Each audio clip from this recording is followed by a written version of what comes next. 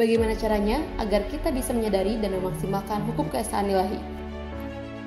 Hukum keesaan ilahi ini jarang sekali dibahas karena memang materinya cukup luar biasa dan banyak yang tertampar, bukan hanya sahabat. Saya pribadi pun banyak sekali tertampar dari depan bahas ini. Kenapa? Karena ego kita yang tidak mudah dikendalikan. Ego kita yang merasa sudah benar dan paling hebat. Ego kita yang merasa paling mengetahui semuanya, dan ego kita yang menghalangi untuk itu. Tapi hebatnya Tuhan menciptakan ego kita juga itu ada fungsinya, yaitu sebagai filter membela diri. Jadi apakah ego itu salah? Jawabannya tidak salah. Yang harus kita lakukan adalah menempatkan ego pada tempatnya. Hukum keesaan ilahi adalah bentuk kasih sayang Tuhan yang tiada batas, sehingga Dia ciptakan pelengkap dan kemudahan untuk semua makhluknya. Lalu, bagaimana cara memaksimalkan hukum keesaan ilahi ini? Hukum keesaan ilahi ini hanya mengajarkan satu, yaitu cinta tak bersyarat. Jika sahabat ingin memaksimalkan hukum ini, cara mudahnya adalah bentukkan diri sahabat menjadi manusia yang penuh dengan kasih sayang dan mencintai tanpa syarat. Hilangkan hasrat, keinginan, harapan, dan ambisi. Lebih singkatnya, ikhlas menerima dan ikhlas melepaskan. Berusaha menyatu dengan Tuhan dengan meningkatkan ketaatan kita agar hati kita tetap damai dan mampu melaksanakan apa yang Ia perintahkan.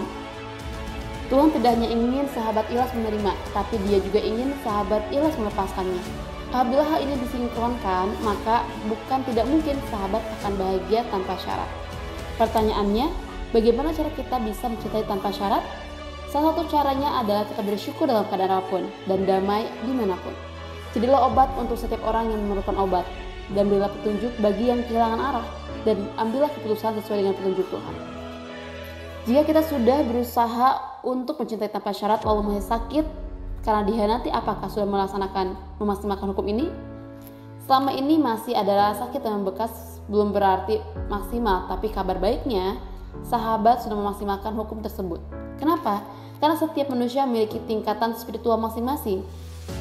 Kita tidak bisa menyamakan diri kita yang masih berlatih dengan ahli spiritual yang sudah pro, sebab semuanya butuh proses.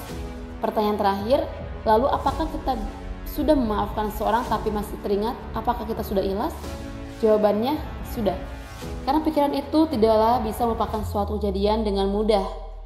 Yang kita bisa lakukan adalah mengurangi rasanya. Ketika ingatan itu datang, kita tetap dalam keadaan yang stabil. Nah, caranya agar tetap stabil saat ingatan hadir, saya akan bawakan di part berikutnya, hukum keesaan ilahi part 4. Tetap happy dan healthy karena Tuhan menciptakan kita lengkap dengan kasih sayangnya, cintanya, rezekinya, dan selamatnya.